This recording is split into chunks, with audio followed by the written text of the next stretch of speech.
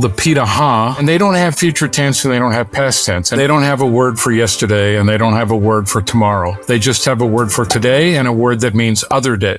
Almost all their conversation is about the present, and I have argued that that cultural value of the present being more important than the past and the future leads to a number of interesting characteristics in their language and their culture. Today I'm here with Daniel Everett.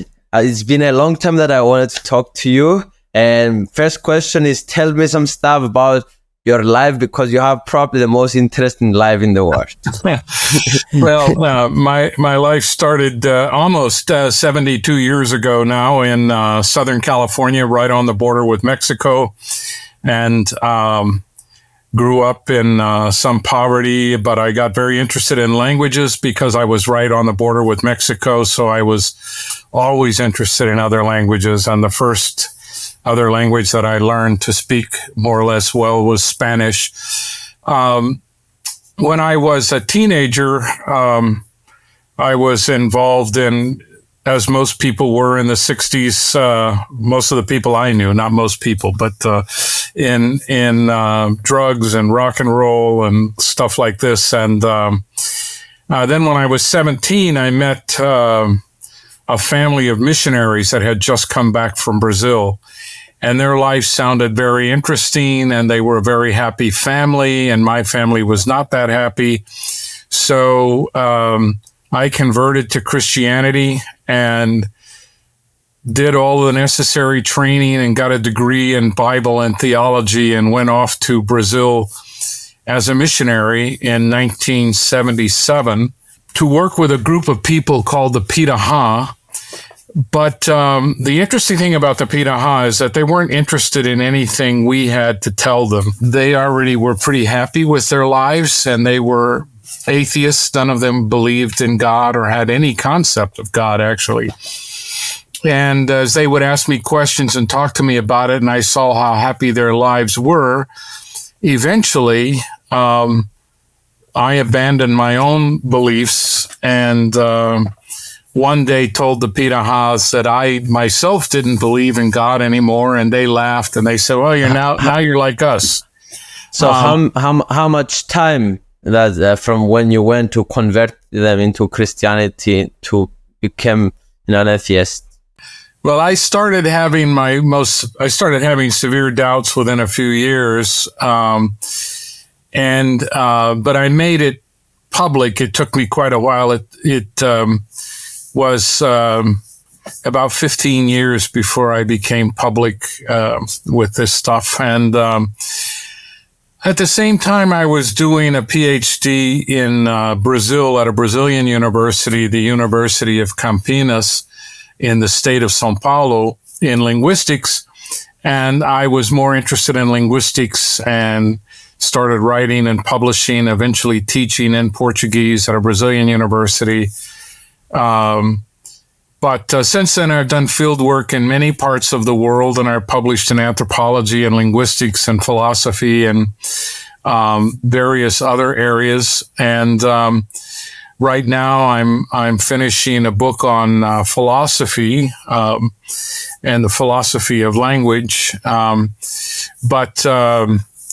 But I still maintain contact with Brazil, and I travel to Brazil. I haven't been able to get back to the Pirahã for a number of years, but I'm hopeful that next year I will be able to get back to the Pirahã and visit with them and see how they're doing.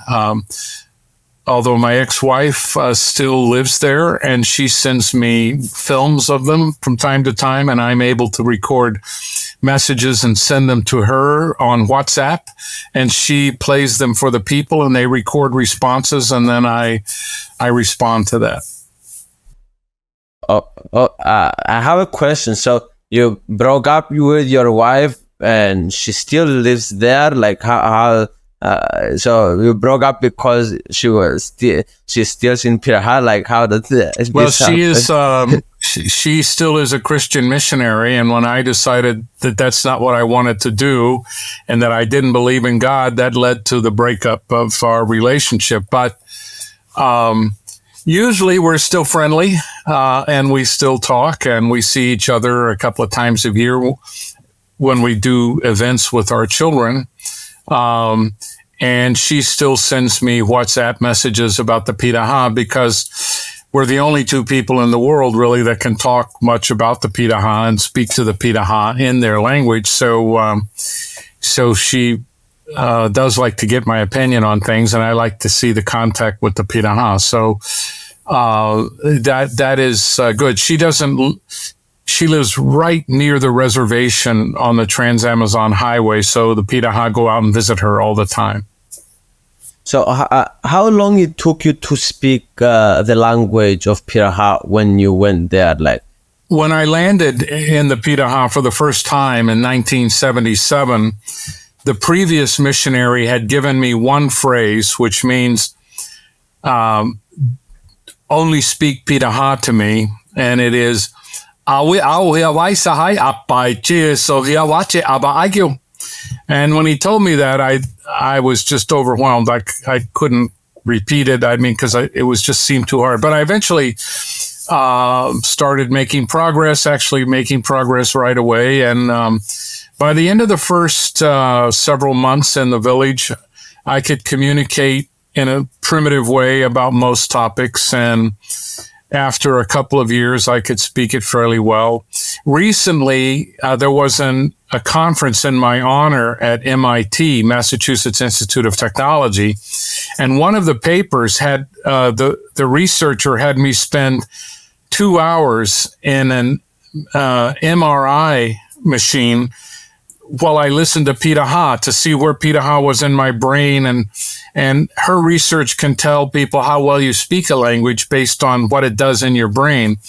And so she gave a paper there and told people that my Pirahã seems to be fluent according to her research, and she's probably the leading researcher in the world on language and the brain, in my opinion. And so I was really happy to see that. But it's not easy to learn any other language. All languages are hard. Sometimes people ask me what's the hardest language to learn, and I always say the one that is least like your language, the one you can't currently speak. So, but all languages are hard because they contain all the knowledge of an entire people, and they require a lot more than just knowing what verbs to use and how to make a sentence. Languages are incredibly complex, and it's a privilege to learn new ones. So I want to ask later a question about you had some controversies during your life in the linguistic sector, in some different sector, which I want to ask more questions about that. But I want to ask first about, like, what did you learn personally? You were there with this tribe. Like, what did it do to yourself that you spend the time there with the Pirahã? Well, it changed my life, I could say completely, because I went from being a very strong Christian believer to an atheist professor of linguistics and anthropology. And but in positively, it's taught me a lot about other people, and it's given me a lot of patience. It's given me a lot of strength. These controversies that you alluded to, it's exactly my time with the Pirahã that has given me a lot of strength to face controversy and things, because life is very physically demanding in the Amazon. And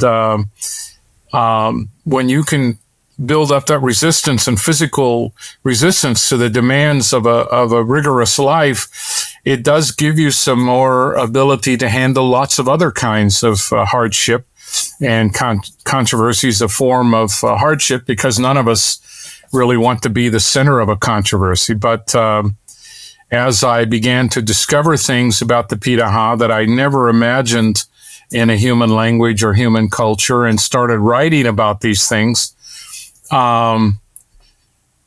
they were so unlike what people had expected that it led to people saying, this can't be true, this can't be right.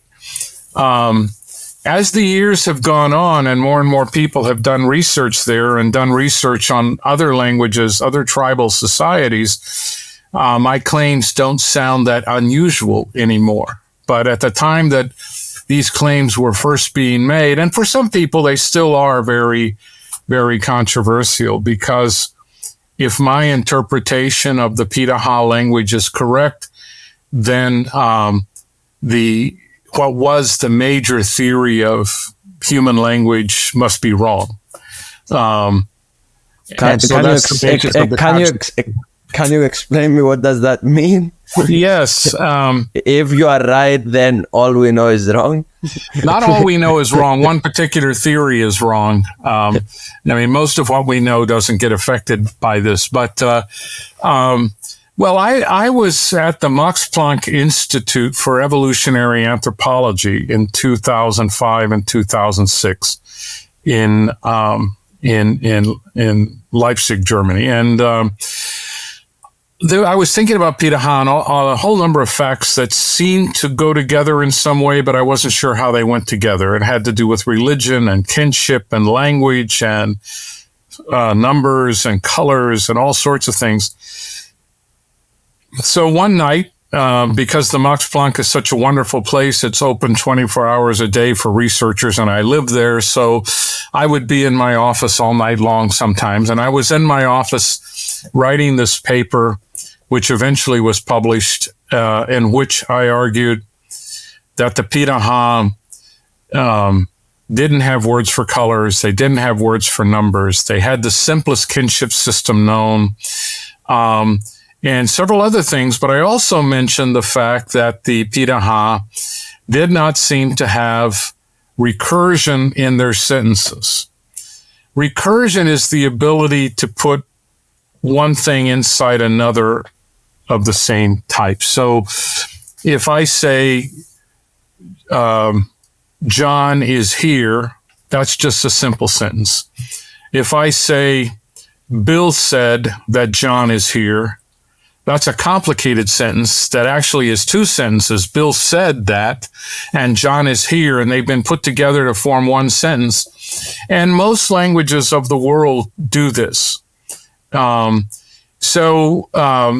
didn't even realize it, but at the time I was writing this paper, another paper was already getting a lot of attention, and that was a paper written by Noam Chomsky, Mark Hauser, at that time of Harvard University, and Tecumseh Fitch, who's now a biologist at the University of Vienna.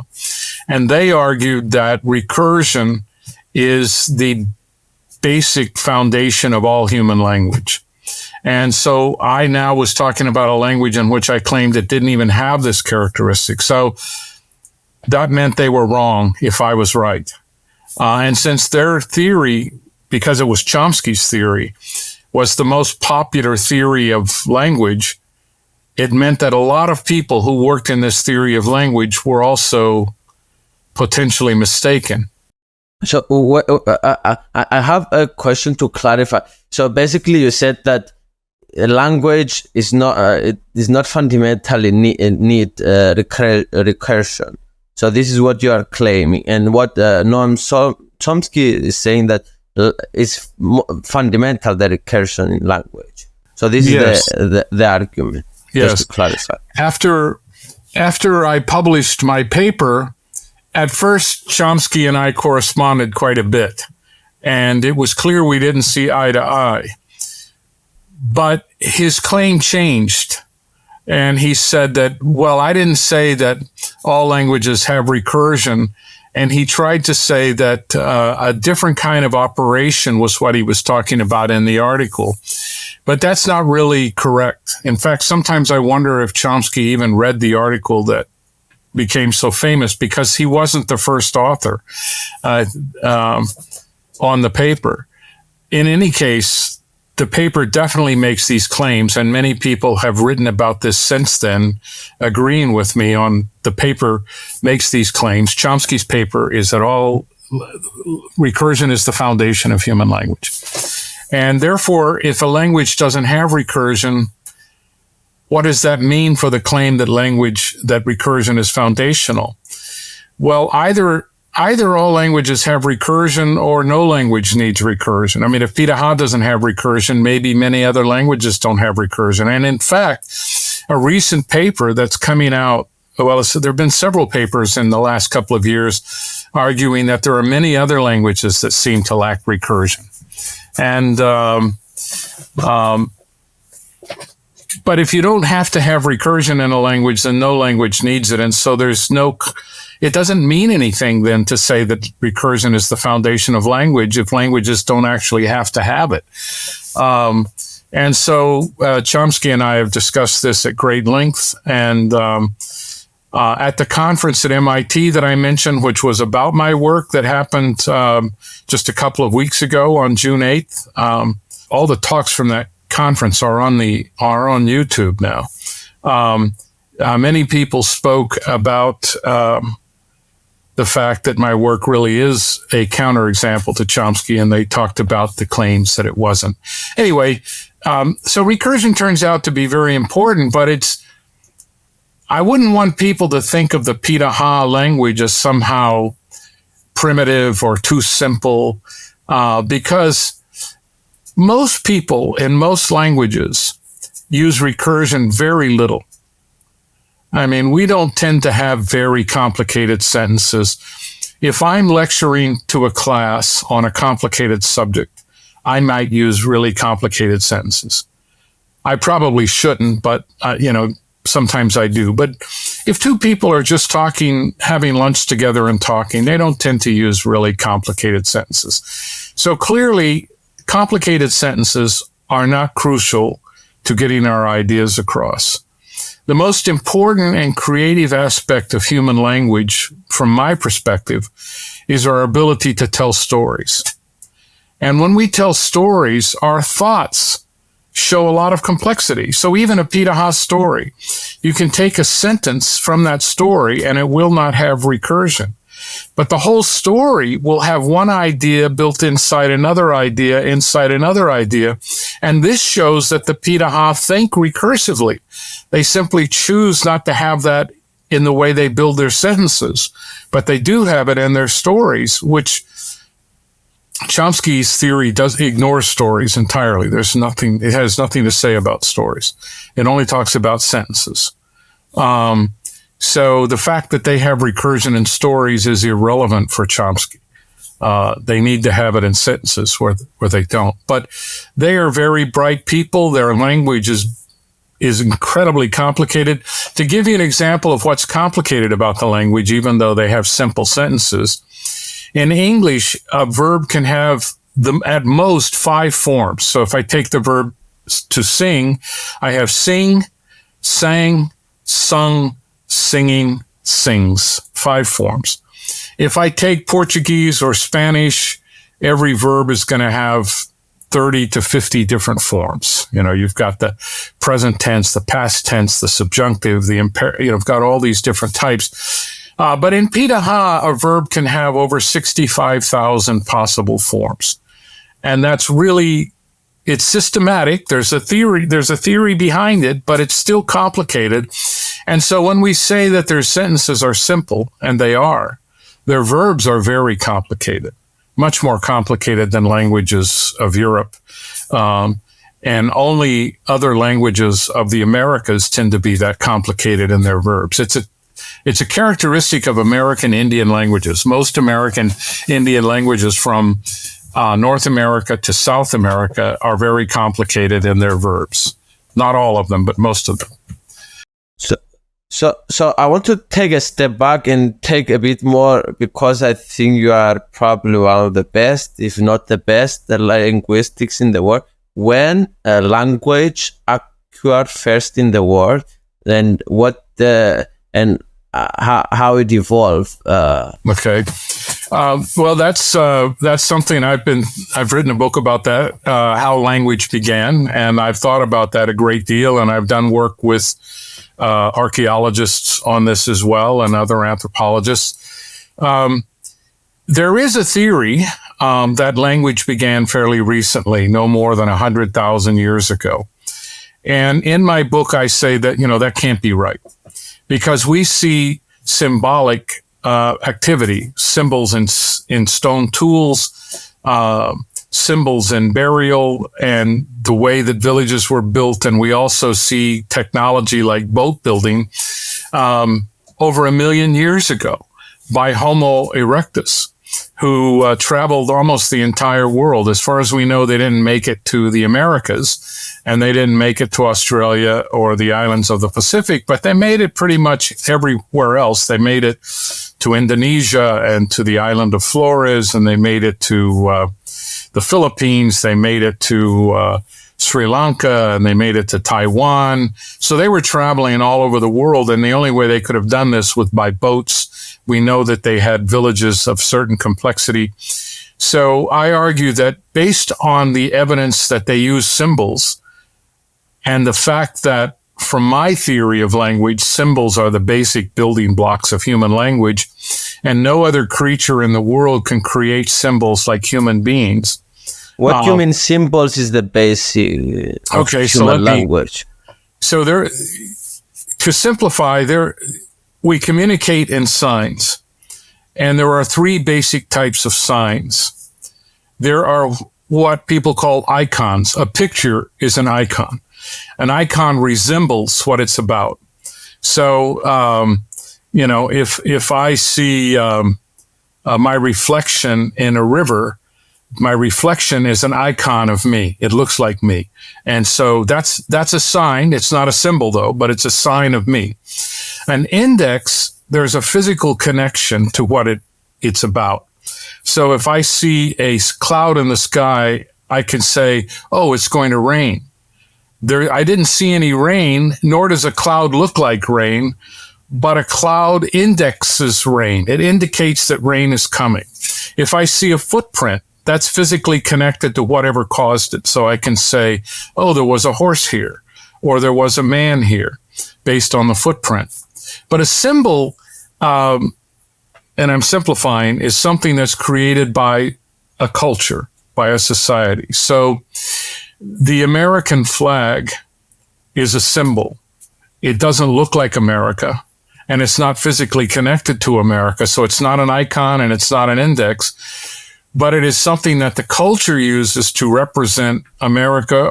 And most countries have flags. So whatever country has a flag, their flag is a symbol of them. There are many different kinds of symbols. So you can take a tool like a hammer and a tool like a sickle, or, which is used, scythe used to cut grass in the field or cut wheat. And if you put them together with the hammer over the sickle, then they're a symbol of communism. Suddenly they become a symbol, these two tools, and tools very often become symbols. And that was one of the claims I made about Homo erectus, is that we see evidence in their tools that they were for more than just doing work, but that they represented things to them. So you can recognize different erectus communities based on the way they made their tools. You can see that some people made fancier tools than other people to sort of show off. You can see an example that but not everybody, interprets as a tool it's very colorful, and it was buried with a Homo erectus skeleton, now a skeleton or remains.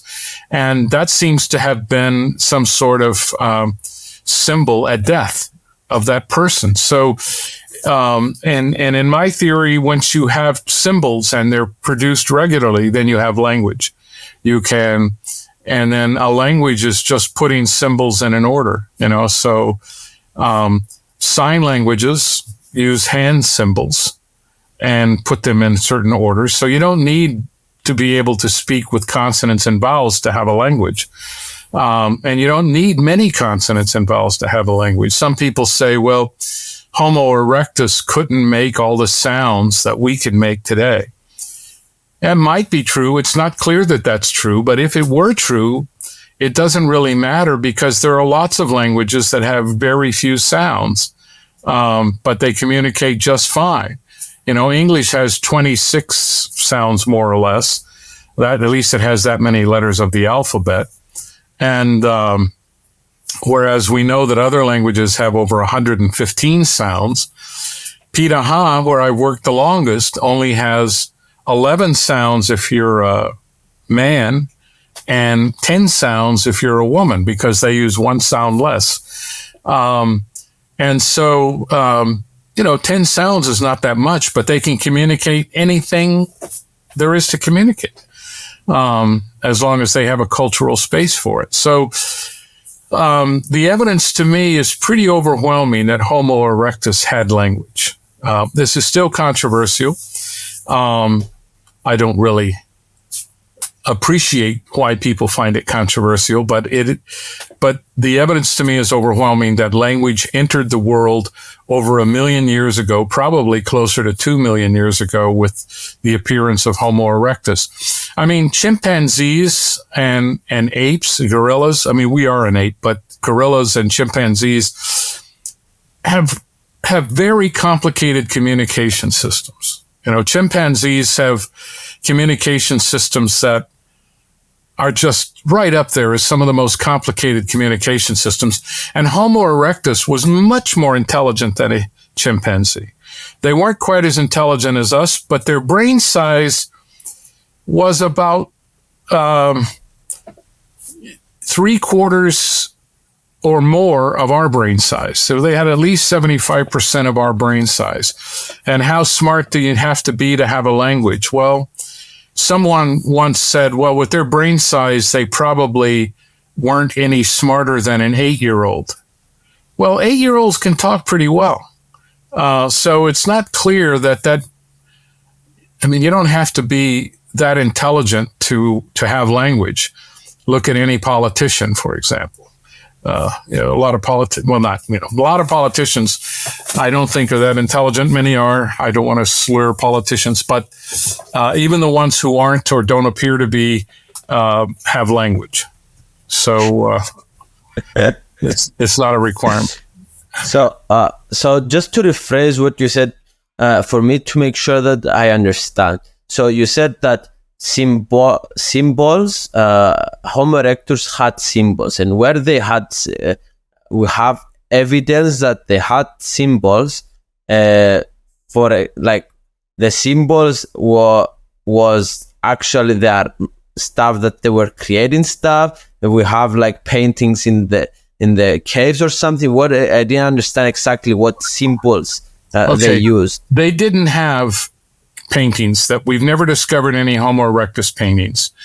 We have discovered Neanderthal paintings, which are already almost 400,000 years, 350 to 400,000 years old. And Neanderthal came out of Homo erectus. So did we. We're both descendants. Neanderthals and Homo sapiens are both descendants of Homo erectus. But Homo erectus had tools it had shells that it decorated, and it had tools that it made designs on, and it had tools. Recently, they found some very large tools that seem to be too large for anybody to actually use, and so the hypothesis is that these tools were symbolic. That's great, because I don't talk about those tools in my book because they hadn't been discovered yet. But that's exactly along the lines of what I'm talking about. One tool represents is symbolic of erectus from West Africa, and another tool design is symbolic of Homo erectus from East Africa. At least that's how I interpret them, because they're quite different. And you can find some tools that are made more elaborately than they need to be. So they weren't just making tools for the function, but for the appearance. And any tool. So that shows that because one was a bit more fancy than the other, that shows symbolic behavior. It does. And the way we discuss it in a paper in an archaeological journal is that they were doing it to represent robustness. They were doing it to represent ability. It wasn't necessary. So why did they do it? They did it to represent the characteristics of the tool maker. So that tool was symbolic of that tool maker. And as soon as you see tool symbols, this is more important than cave paintings, because actually a painting doesn't necessarily represent a symbol. A painting is an icon. It's more primitive than a symbol. So paintings can become symbols, So, maybe the Mona Lisa. Okay, so when the Mona Lisa was first painted by Leonardo da Vinci, it wasn't a symbol. It was just an icon of a young woman, some wealthy guy's concubine. But now the Mona Lisa can be a symbol of the Renaissance. It can be a symbol of the Louvre Museum in Paris. It can be a symbol of Western art. It's a symbol of a lot of things, but it wasn't created to be a symbol. It just became a symbol. And so I can have a shovel, to work in my garden. I don't tend to do that very much, but I do have them. And when I see it, it's not just a shovel, but it's symbolic to me of the work that I need to do. It's a reminder. And as I was saying about the hammer and sickle that is used on the communist flag, this old Soviet flag, for example, those are just two tools that represent the tool of the factory, the hammer, and the tool of the agriculture, the sickle, and it brings the workers together, workers united, and it becomes a symbol of united workers and the Communist Party. And so tools very often function as symbols, and our arguments, mine and the book, and the article that I wrote with Larry Barham, who's an archaeologist specializing in Homo erectus, we argue that their tools did represent symbols. But in addition to their tools, they had the ability to make boats. They traveled around the world. They built villages with relatively interesting design. So there's a 750,000-year-old village that's been discovered in Israel, and it's been worked on for many decades, in which one part of it, the village, seems to be for people just to hang out together and a social part. Another part seems to be for cleaning fish. Another part for other animals. And so they had an organized village life, and we have evidence of their structures, their dwellings. And so they had societies at least as complex as modern hunter-gatherers. Can I ask, what is language? Yeah, that's a very good point, because most people often overuse language. All creatures communicate. Every living creature communicates. Ants communicate, chimpanzees communicate, dolphins communicate. But most of us linguists would say that only humans have language. I mean, if somebody can prove to me that another species has language, that's fine. I don't have anything in my theory of language that says only humans can have language. Chomsky's theory, for example, does say that only humans can have language. But mine doesn't say that. I just don't see evidence. So what is language? Language is the productive use of symbols to communicate information. That's my definition of language. So without symbols, you can't have a language. So there's no evidence that chimpanzees have productive symbols. They have a couple of symbols. A symbol can be this. I can do these things, yeah, it can and be I can sign language communicate. too. Yes, it can be sign language. Also, this whistling. Yes, the Pirahã whistle, for example, they communicate just fine whistling.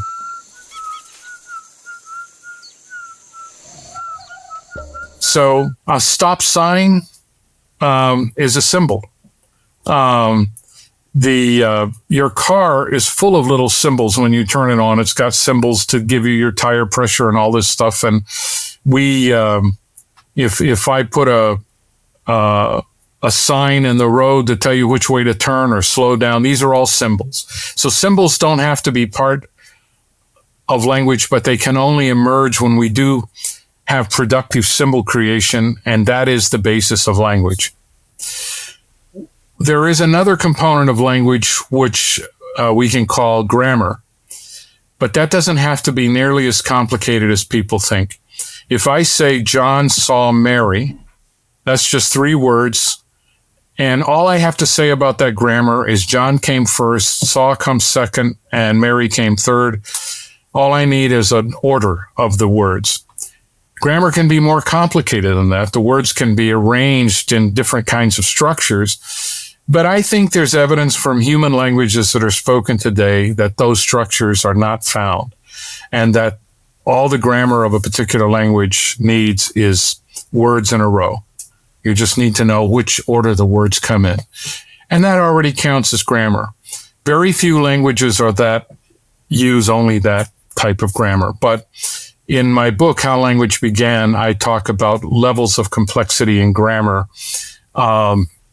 which are quite different from levels of complexity in grammar that most computer scientists talk about. And because it has to do with the evolution of language rather than a formal computational theory of language. So why you think it's important for us to understand when language started emerging in the world?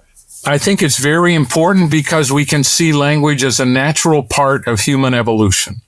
It is, as Darwin said, as our biology evolves slowly, and as our biology evolves, our cognition, which is part of our biology, evolves, and we're able to start creating symbols. And so to get to the right point biologically took millions of years of evolution. But once we got there, once we got that brain that was able to create symbols, we started evolving much more quickly. Because once we had language, we started culturally evolving. And once we started culturally evolving, our brains started getting bigger and bigger. And finally, Homo erectus, who was the smartest creature that ever walked the earth, is not nearly as intelligent as its descendant, Homo sapiens, you and me. We are all just apes. We are all talking apes. And I think it's good to remember that, so we don't think of ourselves as some incredibly special creature on the earth. We're just talking apes who wear clothes and don't have a lot of hair. And it's important to recognize that we are part of this long evolutionary progression, and that that when the first Homo sapiens appeared, when the first modern human appeared, the people around them were already speaking. So modern humans didn't invent language, if I'm right. They grew up in a linguistic world. And so instead of being around for only 60 to 100,000 years, language has been around for 60,000 generations, about 1.8 million years. And we all owe a debt to Homo erectus. The other thing about language that I would say emerges from this is that it's not a biological fact. It is a secondarily biological effect because it needs our brains. But language is basically a human invention, like tools. It's just another tool that we invented to improve communication. So we communicate much better than our relatives, the chimpanzees.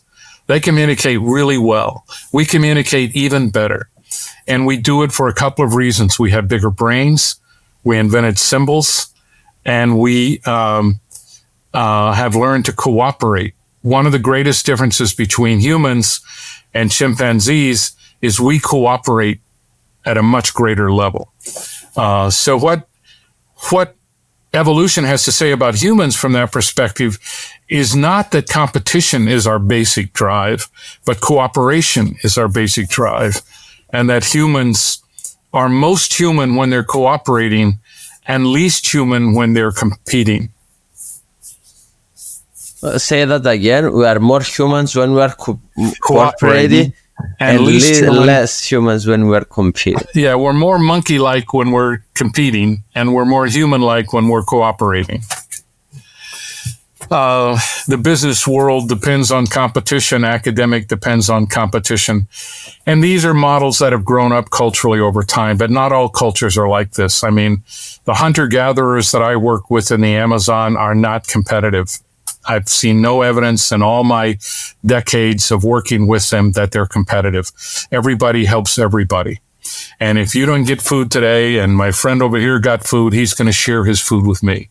Or she's going to share her food with me because the women also hunt and the women fish. And everybody contributes to the village. And everyone's worried if somebody gets sick.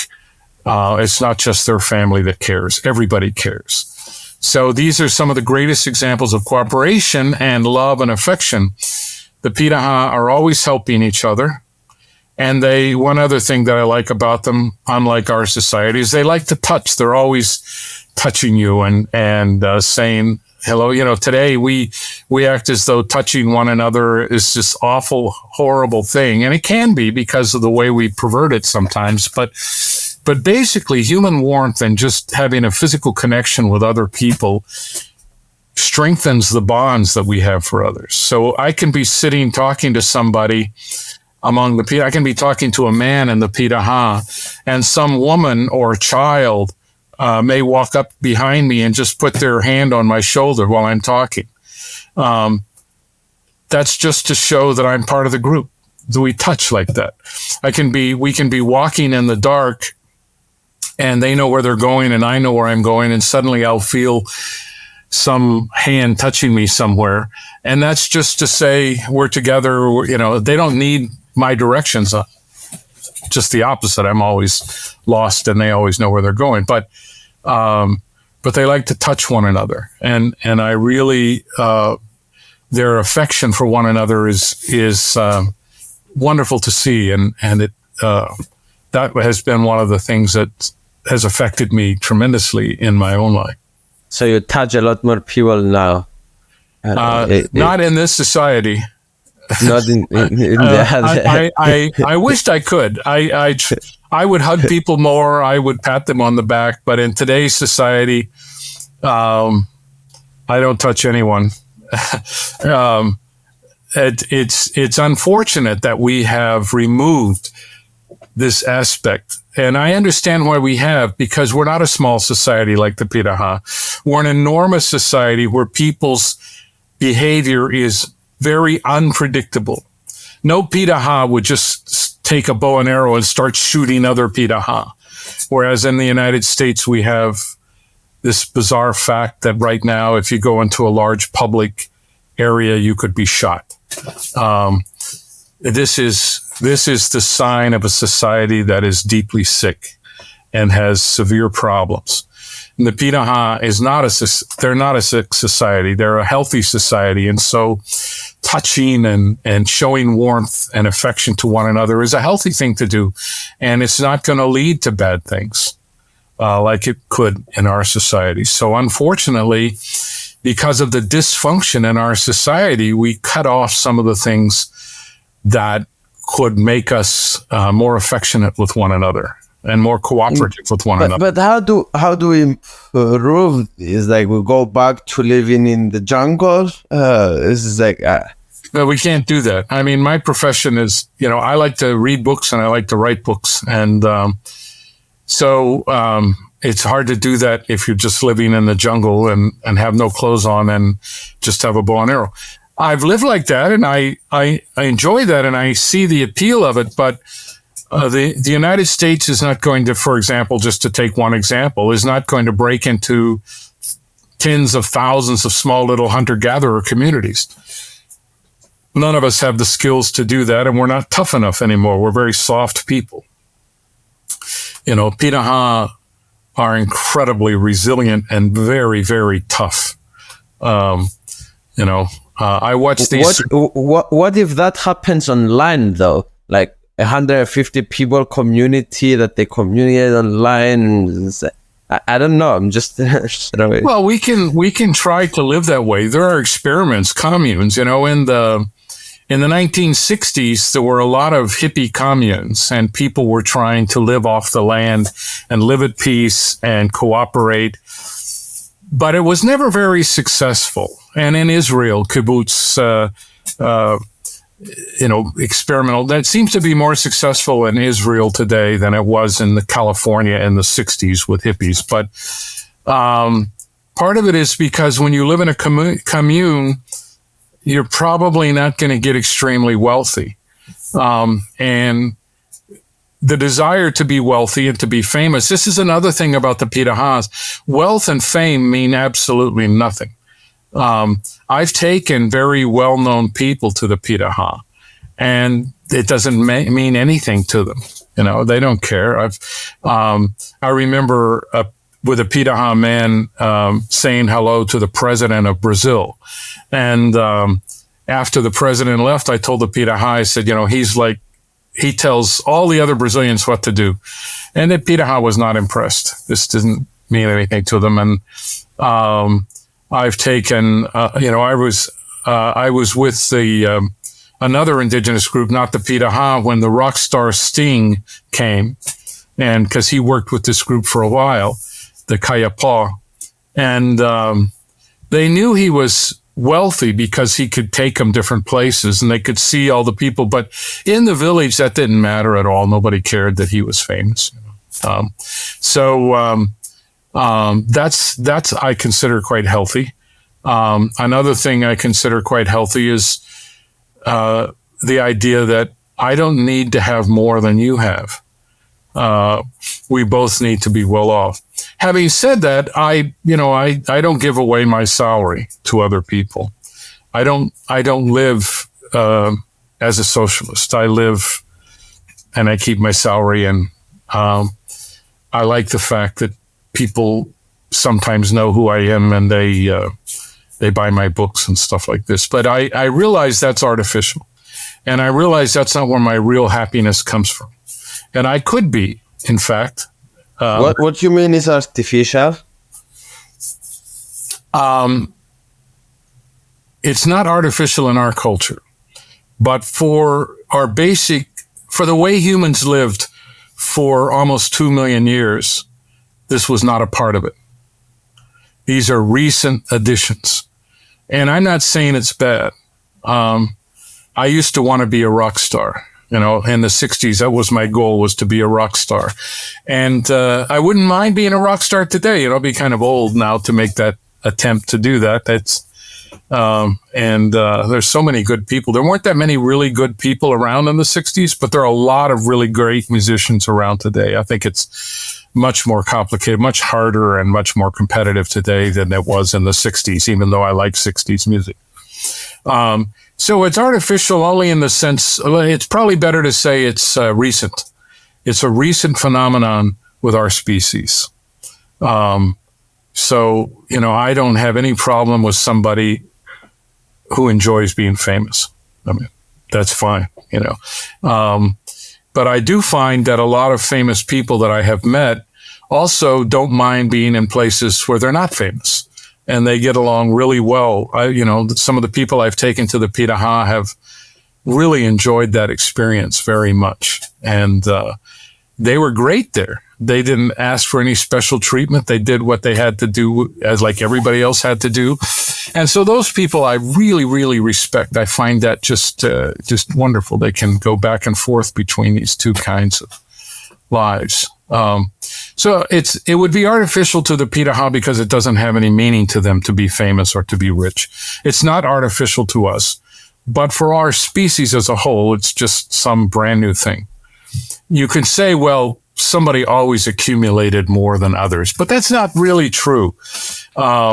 In North America, for example, one sign of a great leader was to give away everything you had that you didn't need. Even what you did need, you gave to the others. You showed your leadership by giving to people, not by taking from them. So there are different ways of living. There are different models for how to conduct our lives. And one of the great things about doing field research on groups in the Amazon or in Alaska or other groups, in Europe, whatever, it doesn't have to be these exotic locations, just learning different ways of life, different ways of conducting our life, where there's a finite number of us, human beings in the world. There's an infinite number of problems. So the greatest thing we can do is learn from each other, and we can only learn from each other if we appreciate diversity and learning from people very different from ourselves. So I tell people, if your close friends include only people who are your color, your gender, your sexual orientation, then you're not going to get a lot of new information because you all probably agree on most things. But if you have a circle of friends where people are different genders, different sexual orientations, different colors, you're going to get a lot of different opinions because they've been raised differently. And so you're going to think about the world in a more varied way. I always ask the guest in this podcast, how do we learn faster? And so that's probably your answer to that. We learn faster, yes, by surrounding ourselves with diversity, not just surrounding ourselves, but by being part of that diversity, by respecting others and learning from others. So the fastest way I can learn is from a stranger, somebody I've never met before. By meeting strangers, I learn new perspectives. That's the fastest way. Another way to do it, which is not quite as fast, is learning new languages and traveling. Traveling is very important, seeing other cultures and the way they live and eating different foods. You can learn a lot by going and eating foods you've never eaten before. So I recommend that everybody try to live for at least a week with a family unlike them, and follow that family's rules and eat that family's food. So if you're a Christian, maybe you should try to find a Muslim family. If you're a Muslim, maybe you should try to find an atheist family, and just live with these different families for a week or two. And there is application, Couchsurfing. I don't know if you heard about this. I travel a lot of countries in the world. It's free. Families host you for free to their house, and you put them a review, they put your review, and it's like the most beautiful thing. Like, you travel for free to a country for a week, for how many days you want. So yes. I love that idea. I think that's a fantastic idea. I've been saying what I'm saying now for decades, and I'm glad to hear there's actually a facility for this available on the internet where you can get in contact. That's a wonderful idea. So just to close on what we left behind. So 1 million years ago, you think language started appearing with some symbolic stuff. So this is what you are claiming. Yes, I'm claiming that language is over 1 million years old, and the evidence for it is in the symbols and all the other accomplishments of Homo erectus, which we couldn't really explain without assuming they had language. So you think, like, if they didn't have language, they were not going to do all this stuff, build boats, travel around, like cooperating like that. So you think that's a big evidence that they were communicating. Yes, and even today in archaeological laboratories where graduate students learn how to make Homo erectus tools, many experiments have shown that they can't learn to make those tools accurately without verbal instruction. So we believe that Homo erectus also needed verbal instruction in how to make these tools. And that's more evidence. The complexity of these tools is more evidence that they had language. So there's lots of evidence, I believe, that they had language. So being said that about the history of language, now let's go to the future of language. So there is a lot of, I think we are living in an exciting era with Neuralink, like maybe we can put chips in our brain, we can communicate with, I don't know, facial expression, or the chips can communicate. Like, what do you think about this stuff? You think like... Well, I think it's very plausible. I think our heads are full of symbols. Everything we know as symbols. But what do those symbols look like in the brain? Well, they're in neurons. They're electronic somehow. Their physical form of the symbol in the brain is electrons, and chemical connections, the axons and neurons and the spaces, all of this stuff that we know about the brain. And we know that language tends to get localized in all brains pretty much in the same place. So if we can insert things in the brain that can interpret successfully those chemical electronic manifestations of symbols, we can translate from the neurons, we can translate from what's in the brain in principle, electronically. And who knows what form that could take. Maybe it could come out in mathematics or in numbers, or art or images. But somehow we interpret these symbols. Or it could just come out in language, which means that someone who's lost the power of speech and maybe can't use their hands, so they can't use sign language, they could be able to speak again.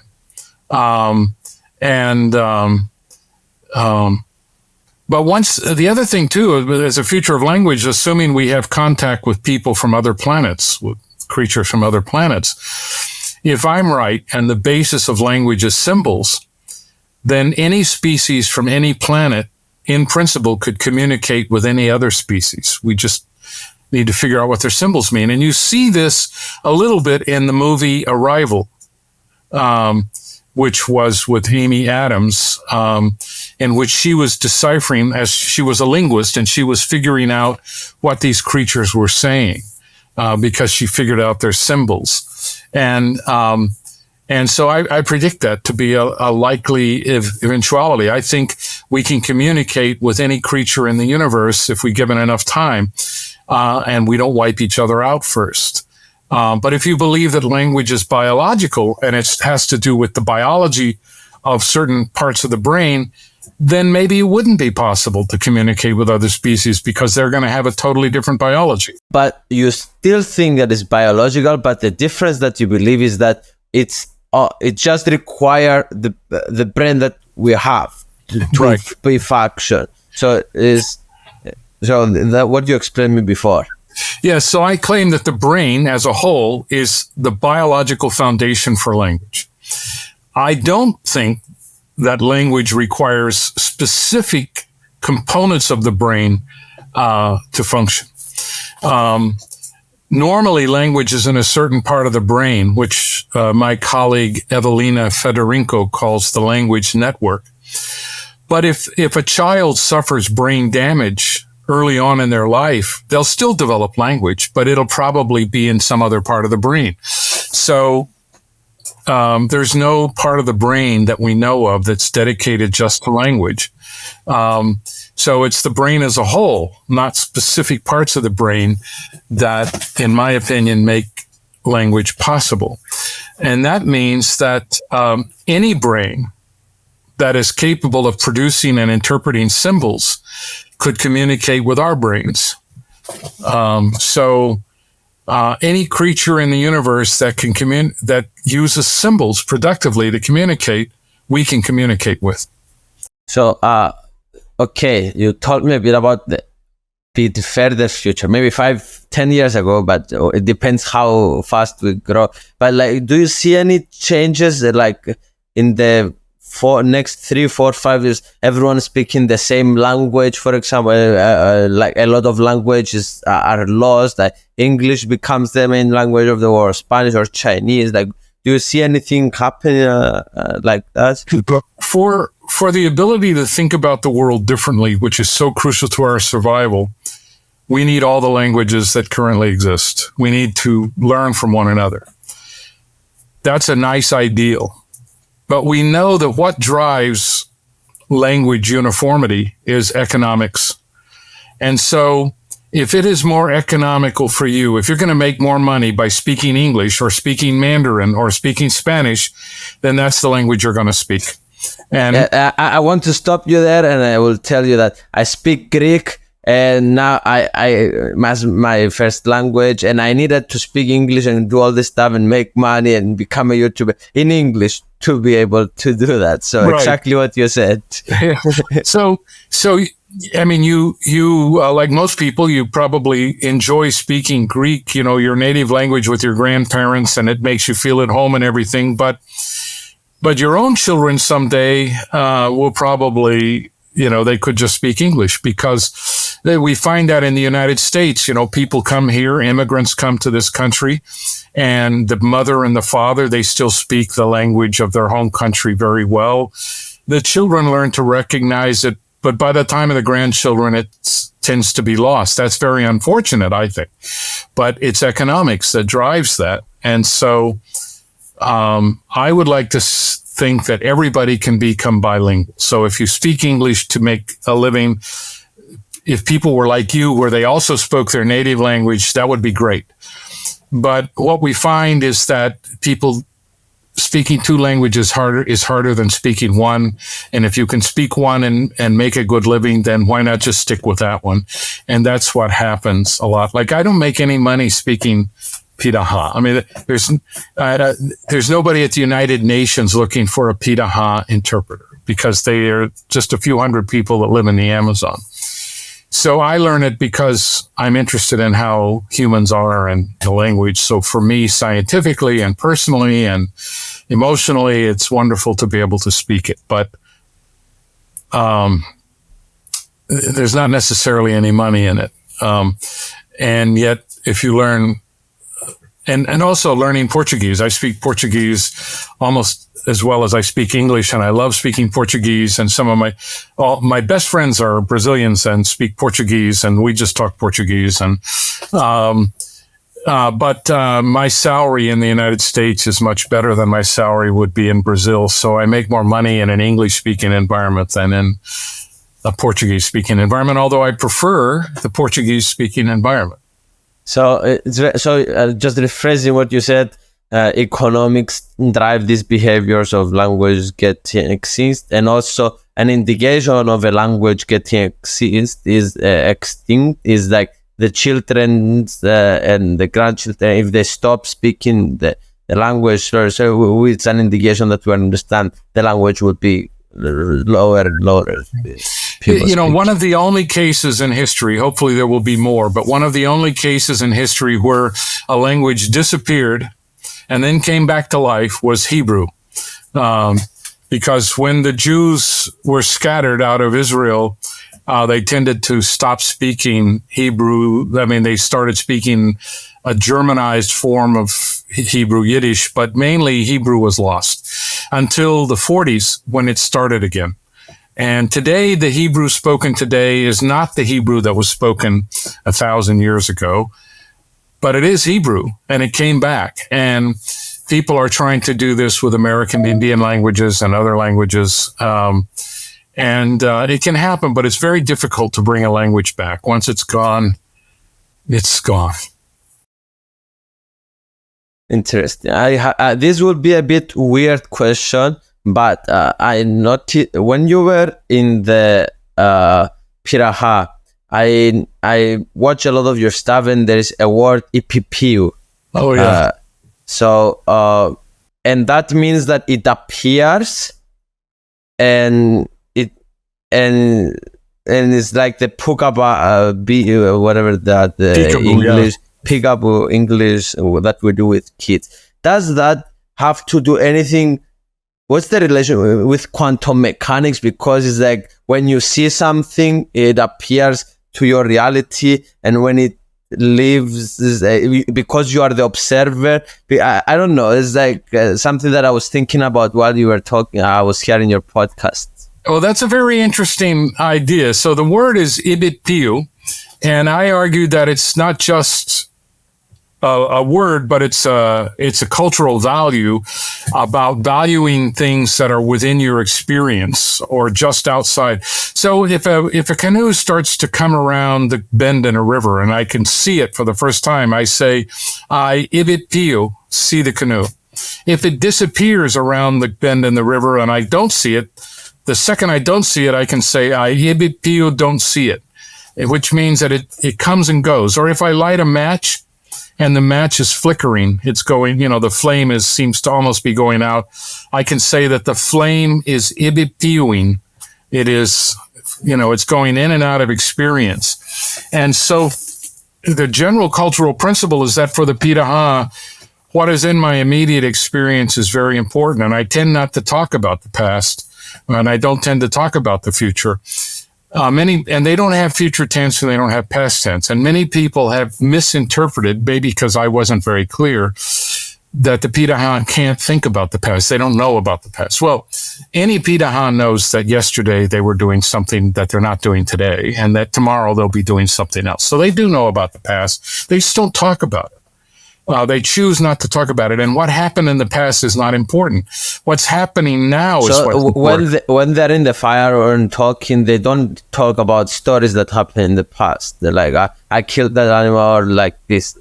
They don't talk about the distant past. So they don't talk about when the Pirahã first came to this part of the world. But they do talk about hunting stories. So they like to talk about. So the most common discussion is what I almost killed, or what I killed for dinner today, or what I the fish I caught or the fish I almost caught. Or in my dream, I can talk about the dream I had. And, you know, sometimes you can hear them talk about, yesterday I went and I hunted in this place and there was nothing there. So tomorrow I'm going to go hunt in this place. So they talk about the past and they talk about the future. They don't talk about the distant past very much at all. And they don't talk about the distant future very much at all.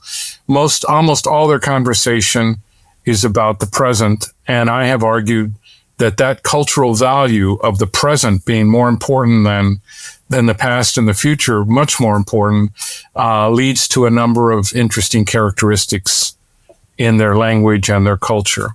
And I call that the ibipio principle, all based on that concept of ibipio, what goes in and out of. So the recent past is ibipio, and the recent future, the near future, is ibipio. And they don't have a word for yesterday and they don't have a word for tomorrow. They just have a word for today and a word that means other day. And whether it's yesterday or tomorrow depends on the context. And whether I'm talking about the future or the past just depends on the context. So you've got to be able to infer. The language doesn't tell you that directly. Which means that it leads us, you know, for me, it's interesting as a linguist because it leads me to a different conception of how we make sense to each other. That's a long, complicated story, but it's really interesting to me.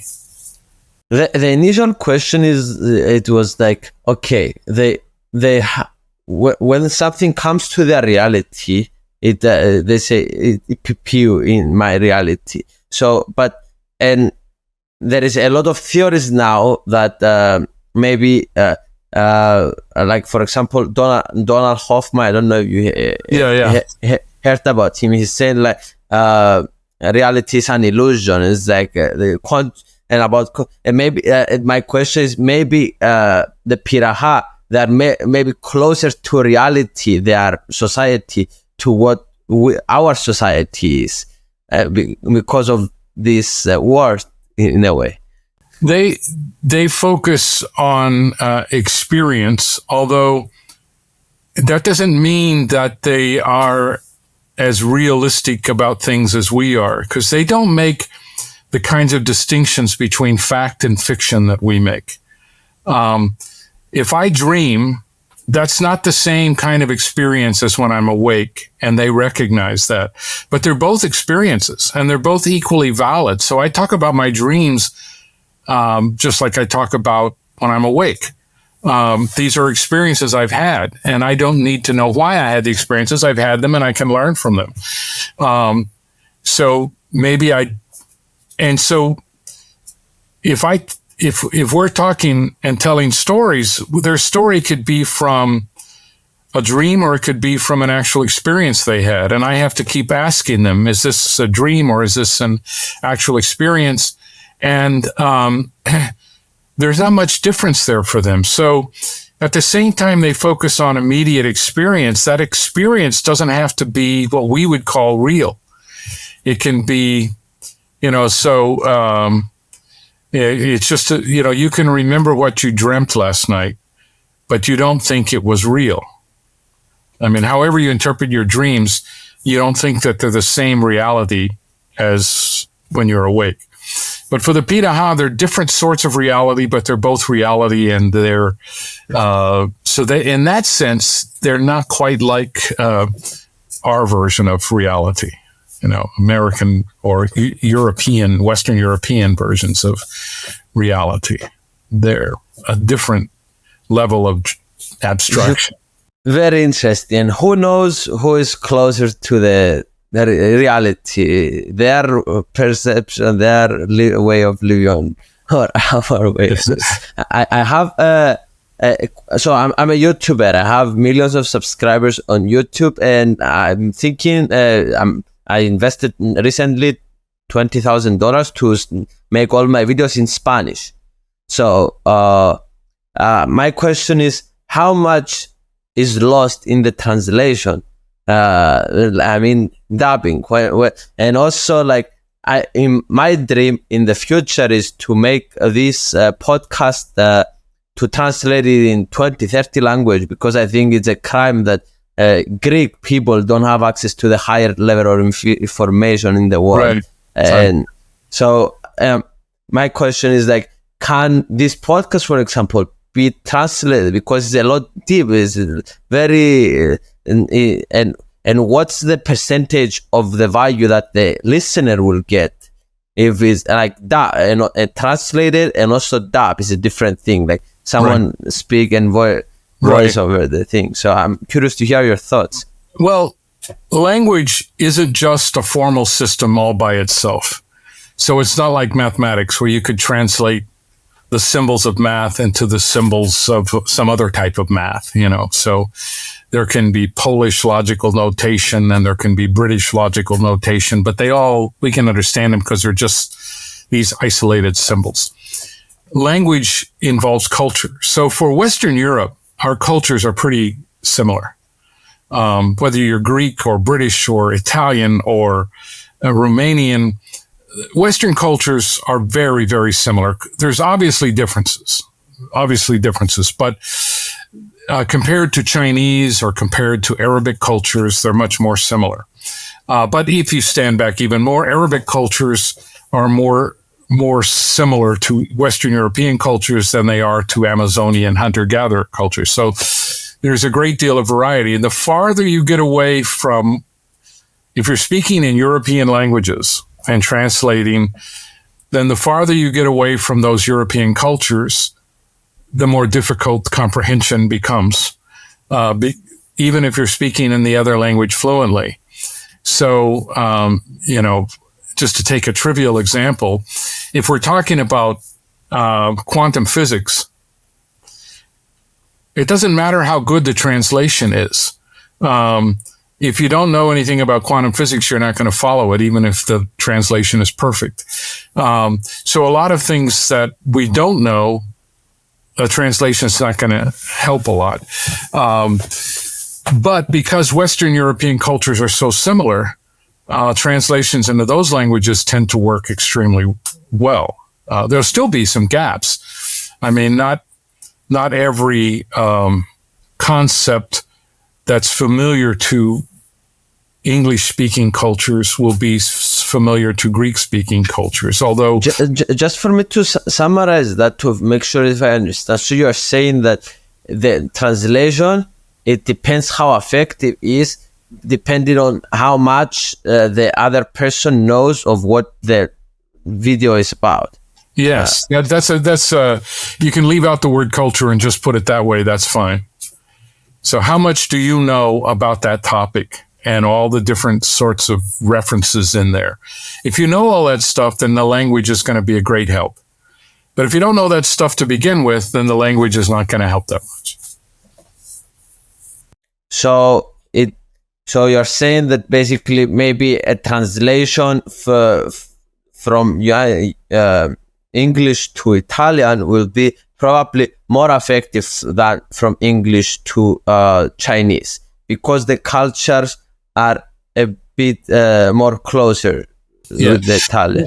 My books are in Chinese, are in Mandarin. They're in a couple of different Chinese languages, and there's also an audible version, so somebody's speaking in Mandarin. But I don't have any way to check those translations because I don't speak Mandarin. So some of my Mandarin-speaking friends say, "Oh yeah, that makes sense," but I don't know if they read the English version and they read the Chinese version and they're comparing them. But I'm sure it makes sense because a very intelligent Chinese person did the translation. But often the translators talk to me, like the Russian translator used to talk to me all the time when these were going into Russian, to say, I'm going to say it this way in Russian, because if I say it literally the way it is in English, nobody's going to understand what you're talking about. I said, yeah, whatever makes sense to you. I mean, you should. And this is the thing about translation. Changing the context so you can give so you can make these videos, the reality, closer to their reality so they can understand. Okay. So, for example, if we're having a long talk about a desert, some desert in Africa or a desert in other part of the world, and you translate that into Pirahã, they're still not going to understand it because they don't have deserts. They have no idea. I mean, you could talk about a beach. That's the closest they have to a desert. But there's just a lot of stuff there that they don't know unless some Pirahã were to go to Europe and see all the things we're talking about. Then they could say, oh, that's this, there's this and this and this, and they could translate it, for the Pirahã. But if you don't have that concept in your language, then even if somebody comes up with a word for it, you're not going to understand it. So just to summarize, for my personal growth on this, so let's say if I want to translate this podcast in the future, so I need to get the right translation first, right? On every language, and it might be a specific person doing it that understand this stuff, or linguistic stuff, maybe that the terms and stuff that they can translate them in their language, and then the voice over that someone will dub our voices. It will be easy. So the translation get right is the important thing. Although I will say that automatic machine translations for European languages just keeps getting better and better and better. So some of the problems that I mentioned will be much less severe working in English in European languages, because the people working on this translation technology have been doing this for decades. This is something that everybody's been working on for a long time. When I used to teach at the University of Pittsburgh, a lot of our people worked in this area. And so I would suspect that at some point in the future, translation from one European language to another will be almost perfect. And already they can translate fairly well from, say, Dutch to Japanese, but it has to be a very limited domain, like technical manuals. They can translate those fairly easily, but novels, those are harder to translate. I have so now with artificial intelligence is the most famous thing every day in the news, all this stuff. So how does you are a linguist, and it's artificial intelligence, large language models. Can you explain me how does that work, and where do you see AI going with all these large language models? Yes, to a degree. These are a fundamental breakthrough. And I don't think many linguists, I know many linguists deny that they're a great breakthrough, but they're a tremendous breakthrough because you have two models of how language works.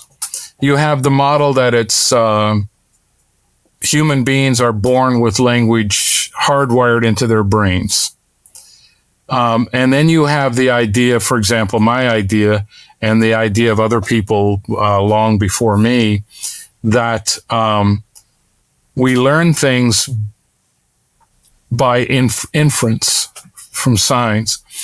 Large language models are still quite unlike humans, but they learn to talk like humans and to communicate with humans, not because they have anything biological in the computer or any specific knowledge about language in the computer, but because they have a great inferential capacity, so that when they're exposed to lots of data, they can come up with generalizations and sound like humans. This means that it is not necessary to have a biological basis for language, other than the general intelligence of ability to do inference very well. So I think they're of fundamental importance. I'm going to be at Google headquarters in a week, and I'm going to be talking about exactly this while I'm out there. I mean, everybody at Google knows a lot more about large language models and artificial intelligence than I do, but I'm going to give the perspective of what this means for theories of human language. So you're saying that this is a big breakthrough, and it shows that language doesn't need a biological body to start acquiring. So you're saying that maybe they are conscious? Do they have maybe touch on these rounds as well and explain maybe better what these topics? There's basically two different models of the origin of human language. There's my model, which is symbols plus inference about what they mean. And inference, there are three types of inference. There's deduction, which is going from some general knowledge to specifics, like all men are mortal, Socrates is a man, Socrates is mortal. Okay, so that's a deduction. And the first people to develop that were in Greece, the Greek philosophers. Induction, which means going from a specific, like I'm taking marbles out of a bag, and the first 10 are white. So I say the next marble I take out of the bag is going to be white. So I am going from specific information and making general claims. So I go from, the deduction is going from general to specific, and induction is going from specific to general. And then there's a third type called abduction, which is just guessing. I mean, really, it just means, oh, I didn't expect to see this, but I did see it. But if this were true, then it wouldn't be a surprise anymore. So I'm going to guess that this is true, So to give an example, I see somebody walking, and I don't know anything about them, and then I see them walk into, I see them put on a professional baseball uniform, and I say, well, that's surprising. Why are they wearing a professional baseball uniform? Oh, well, if they're a professional baseball player, then that makes sense. So I'm guessing that they're a professional baseball player. So we guess all the time, and that also improves our knowledge. Okay, so one model of language is that we figure out what people are saying because we know their symbols, and we're guessing, or we're deducing, or we're inducing what they're saying. Or the knowledge of my language is somehow built into my brain when I'm born. Okay, those are the two models. Chomsky, for example, said that no computer would ever be able to do some of the things that we now know large language models are able to do. So how do we explain this? They don't have any special knowledge. It's not biological, and it's not built into them either. They're working on very general, non-language specific algorithms, and they're using statistical inference to figure out what's being said, and to guess at what's being said, and to come up with the right responses. They're able to do that so successfully that we no longer have to assume that you need innate knowledge to learn language. That doesn't mean that children aren't born with innate knowledge. Maybe they are. But it really doesn't make a lot of sense from an evolutionary perspective to believe that they're born with innate knowledge when we know that machines can learn it without that innate knowledge. And now, in fact, a lot of psychologists, especially Steve Piantadosi, who's a psychologist at the University of California at Berkeley, has written several papers showing how very simple algorithms can help us learn just about anything. And he's also written a paper on ChatGPT and why this means that many theories of language just don't work, because it's able to learn language without any of those special assumptions. So I think it's a momentous experience, and I think ChatGPT and large language models in general are going to have all kinds of implications. For me as a teacher, all my colleagues are worried about how do we keep students from writing their essays using ChatGPT. It's simple for me for next year. I'm going to, they have to write with pen and paper in class, and they can't bring iPhones or computers to class. I'm going to give them an essay to write, and they have to write it right there. So I know they can't cheat because they can't use any electronic devices. That's not my long-term solution, perhaps, but it's going to be the solution I use this year for all my classes. So ChatGPT, large language models are going to transform education. They're going to transform our theories of language. They're going to be important not only for practical tasks, but for theoretical understanding of the world. I think it's one of the most important breakthroughs in technology in our recent history. And that doesn't say that they're conscious. No, doesn't. Consciousness doesn't really have anything to do with it. That's another thing. You don't have to be conscious to speak, to have a language. And we know that people, for example, go unconscious, and when they wake up, they can still speak. So somehow they didn't have to be conscious to have that knowledge, because they didn't lose that knowledge. I mean, there are different ways of interpreting it, but no, it shows that you don't have to have a brain to learn language. You don't have to be conscious or anything. You just need to be able to infer certain things. Now, if you want to have a connection with your audience, maybe consciousness helps, but this raises all sorts of questions, right? So how can they communicate effectively if they're not even conscious? Or are they conscious? Or could they become conscious someday? I don't think we understand conscious well enough to say that they can't have it or do have it or don't have it, or we just don't understand what that means, except for me as an individual. I can't tell you what it's like for you to be conscious. I just sort of know what it's like for me to be conscious. And I assume, because we're of the same species, that whatever I'm feeling, you're feeling something similar. But I also think that war is possible because we tend to tell ourselves that other people aren't conscious like we are, and they don't feel like we do, and they're not people like we are, so it's okay to kill them. I think that's what war is based on. And I think we need to realize that we're not that different as people. There are profound differences, but those profound differences, when compared with other species, are meaningless. Do you think this large language model will solve all the problems that in the world, like cancer and all these things? Do you think it's going? I think they're going to help a lot. I mean, in all the major technological breakthroughs in human history, the wheel, the language. Language. No, you said technological breakthrough. Well, language is the biggest tool that we've ever invented. Yes. So starting with language, and then things like wheels and hammers and stuff, computers, all of these took us forward tremendously. The computer has advanced us tremendously and led to artificial intelligence, and that's going to lead to more things. So there doesn't seem to be any limit to human advancement except war. So what we have to mainly hope for is that we can stay out of war.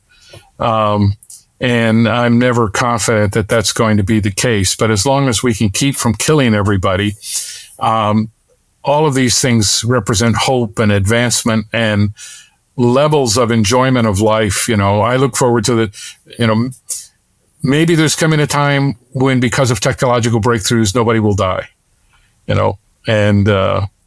and maybe people will stop having children, and there will just be the same people living all the time. It sounds kind of boring, but who knows what's going to happen? I hear a lot of people say, well, I don't want to live forever, but I do. I would be quite happy to live forever as far as I can see. I mean, I enjoy my life very much. But I'm not going to live forever. But maybe these technological breakthroughs could lead to all these new possibilities for people that maybe your generation, but not my generation, will be able to benefit from, or younger generations. So you touched on one topic before. You said that the most fundamental thing on learning is storytelling. Yes. And the only thing that I am doing with my videos is basic storytelling. Yes. Telling a story. Do you have any tips for teachers, or for me, or for anybody that is listening this, to how to tell better stories? I think the main thing about stories is that they have to be slightly in advance of the culture. So they can't just be telling people what they already know. They have to build on what people know to take them to new places, new experiences, new creative experiences, imagination. And so this is one of the great things about podcasts and YouTube and all of this, is that suddenly everybody has a story to tell, and we can hear an infinite amount of stories, and not all of them are told well. It takes real talent to tell stories well so that you get millions of followers on YouTube. If I had a YouTube channel, I'd probably have 2 or 3 followers, because I'd be talking about what's interested in. I don't think so. You are a great storyteller, the best in the world. So I'm sure you could, if I teach you how to do the right way, the thumbnails and titles and the introduction of the video, you can get millions of subscribers as well. But we'll see. But I love looking at different podcasts and being on podcasts and meeting people who tell stories in different ways to different audiences. And it is really tremendous, and with my students, I'm always trying to think of how to tell the story better and get them involved in the storytelling. I think one thing about the generation today that wasn't true when I went to college is today's generation doesn't want the professor to stand up there and just talk the whole time like when I was a student. They want to be involved, so they want the storytelling to be a dialogue. They want the professor to sort of be a guide, maybe, but everybody wants to participate in the story. And all the chat, like the podcast, when you have comments, everybody participates. They all become part of the story. And I think that's a very healthy thing, very good thing. And it takes a lot of skill to develop that. And so I always admire people who do that well. So you said 2 things. You said that you need to give them new information or build some new thing in your story for them to be interested, to not tell them what you already know, because a story that you heard is the most boring thing, even if it's told. Right. Yeah, it's like telling somebody a joke they've already heard. It's not funny. Yeah. And the second thing is like involving the other person in the process is a good tool and tip to tell a great story. Yeah. I mean, you've got to involve people. There's a certain arrogance to thinking that all there is to hear. People should just hear you talk. The best we can do is get really good dialogue going. I find that I learn more that way when people challenge me. When you have really good students and you're a teacher, you learn so much when you do that. I'm comes out of every class smarter than I was when I went into the class because of the students who argue with me. And I don't believe that. Well, why don't you believe it? And then they'll tell you why they don't believe it. And you think, well, that's good. How can I tell this story differently to make it persuasive? Or maybe I should stop telling this story. Maybe they're right and it isn't a good story. So these are the things we learn through dialogue that we don't learn just by narrative. So I have a question that I ask all the guests, which is, if I give you $1 trillion, how do you use it to make impact in this world? Well, I would, I suppose, given my own background, I would use a large part of the money to buy up all the land that indigenous peoples occupy in Brazil and make sure they own it out and give it to them so that nobody can take the land away from them, because that's very, very important. Why is it important? So they can maintain their traditional ways of life if they want to. Okay. So this is what you're going to do. Go take the money and go and spend it to buy all the land of the Pirahã, all the land, and give it to their ownership. Yes, to make sure that these indigenous reservations are secure for the future. What do you want to leave behind in this world? Well, I'm a fan of the Beatles, so I want to say that I want to leave behind love. And, so the most important thing to me when I die is, how do the people who knew me remember me? And if that's an example and they say, well, Dan was a very loving guy, I want to be a very loving person, then I think that's pretty good. I don't want to be seen as somebody who was,